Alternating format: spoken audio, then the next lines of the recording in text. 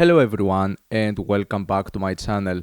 Now for some reason my recorder is not working, so I'm going to go with the alternative and use the microphone over here and see how this goes until I find a solution with the recorder. If I see that this one works better, I'm going to stick with a microphone. But anyways, welcome back to a short reviews video. This is about albums or EPs that I found that were okay or I thought were just bad and I didn't have that many things to talk about.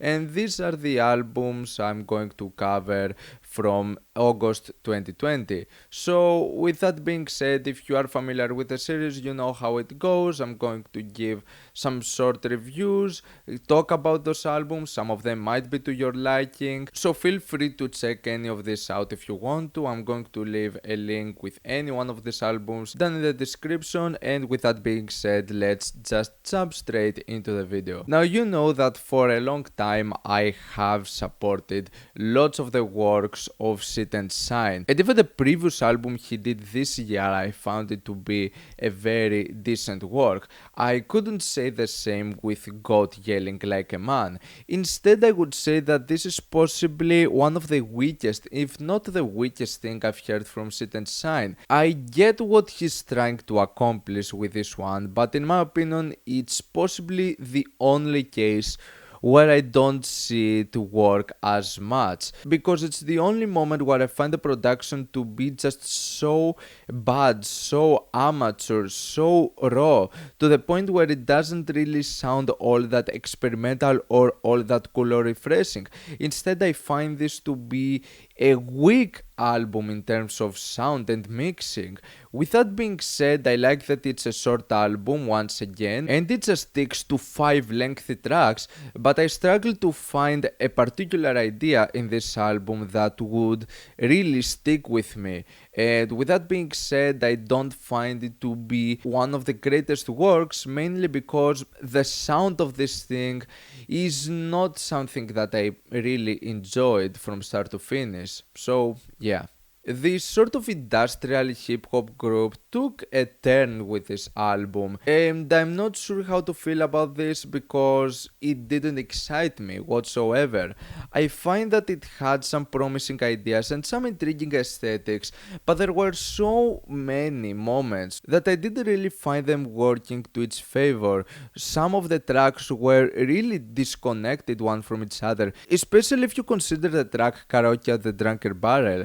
I don't really see the point of this song. Even as like a fun, quirky and different track, it feels so disconnected with the rest of the album. It's such a painful track and I don't really see the point being put over here, because the karaoke song by itself, it comes at the end of the album and it's not one of the best moments either. So this album tries to go in lots of different phases, but I don't really see any of them working that greatly, from its production to its weak deliveries to just basically really forgettable ideas. I end up seeing Amine as a promising artist, and he has been in some features and has done some songs that do have like an intriguing aura to them, but I don't really see it coming that much in his full-length albums,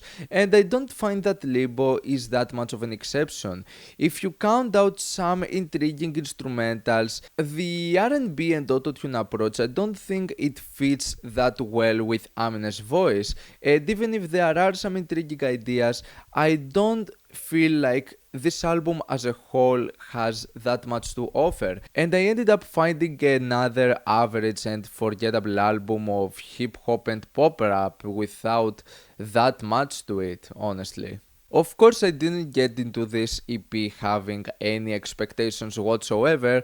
However, I can say that compared to what they did with their full-length album, I definitely saw some improvements over here, especially when it comes to the slower pace and more heavy riff passages. I think in this case they work much better compared to what they did with the very messy blast beats and very forgettable riffs that were presented on the previous album. The thing with this project though is that it has some very long introductions or finishers that they try to just push an aesthetic, and it feels forced because the ending result just makes it more and more forgettable, and it makes for those moments to feel better if they would just been cut off or just being shortened in length. But for what it is, it's just a very average black metal project. Black Ceiling has a massive discography and his works can be hit or miss. I find that Ritual has some okay moments. I like the vibes and the aesthetics of this project. It is very calm, it is very chill at times, and it offers some nice melodies that are just really beautiful and gorgeous at times. But as a full project, even if it's a short one, most of the tracks over here feel a bit forgettable, but I'm pretty sure that you can find something to your liking. It is a very decent project of witch house music. I didn't really care for the new Primitive Man project, even for standards of sludge and doom metal music. I feel that it didn't have that much of a punch or an energy to it. Even if elements of the production were really nice, crisp, and clean, at some occasions they were more clean than my taste. And I really didn't find this album to be all that intense for the most part. There were definitely some nice moments with some of the blast beats or some of the ideas, but overall I find it to be a very standard album for what it offers. So yeah, I ended up not feeling that this album offers something all that special to the genre. Orville Peck is definitely one of the most intriguing country artists to be out there nowadays, and I find that So Pony is another great example of a really intriguing side of this sound, which me myself I'm not that much of a huge fan, but I honestly find that some of the works that are presented on this EP as well are pretty intriguing. Obviously, not every single moment over here hits really hard, but I find that the production and some of the instrumentation that is put into this short project makes for some intriguing results, and I do honestly look forward to more stuff like this because, yeah, I find that some of the moments over here were kind of okay. The Consuming Flame Open Exercises in group form is a massive album. It is a triple album where I find that all of the three albums don't have something that much different to them. They pretty much connect with the approach and the sound, but I honestly find this to be one of the more intriguing things Matmos have done in recent years, because I do really like and appreciate some of the moments when it comes to some of the glitchy portions, to the very varied instrumentation and all of the genre shifts that this album has.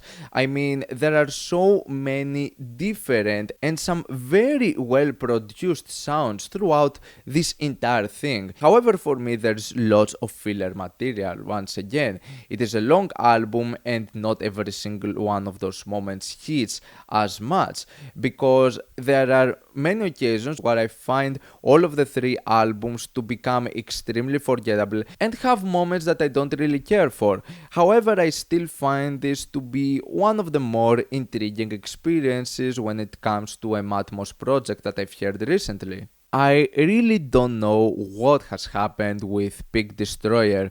For being one of the most innovative and one of the greatest bands in grindcore music, they just went into this very bizarre sort of death grind or metalcore direction that does not fit them whatsoever. And with this EP, they actually have the first half, which has some of your standard moments that you would find in like their previous project, and then the second half is like a droney, dark ambient electronic project, and it just feels so disconnected, and I really don't know what's with these new projects from Pig Destroyer, but I can say that I'm not really a fan. Blackberry was an album that I didn't expect listening from Peter Broderick, but in my surprise, this is a direction that he has taken with albums in the past. I just didn't happen to know that. I thought that Peter Broderick was just another modern classical musician that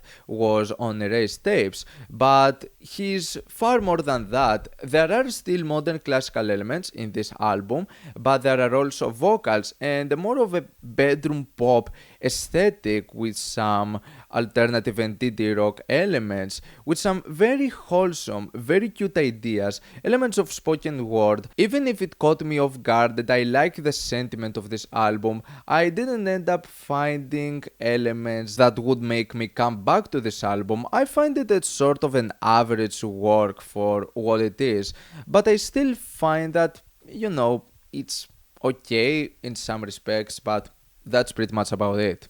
I really do appreciate this new direction Jaden has taken with his sound, having a more of a bedroom pop aesthetic with some elements of indie rock to its sound, and I think it works in some occasions, and it makes for some very cute and very wholesome moments for the most part. I also find that some of the rapping and the hip hop instrumentals work kind of well in this album. Despite all of that though, I struggle to find any redeeming quality out of this album. It's just a really boring project that it's not my style, but I feel that even in this style, Jaden doesn't do something really all that special. It's just a very poor and average work for what it is and what it offers that I don't see myself ever coming back to it again. And that's all I have for today, the short reviews of August 2020. What's your opinion in any of those projects? Like them, dislike them, why and what do you want me to review next time? Let me know down in the comments. Leave a like if you enjoyed the video, subscribe for more content like this. Thank you for watching, and I'll see you all in the next video. Goodbye.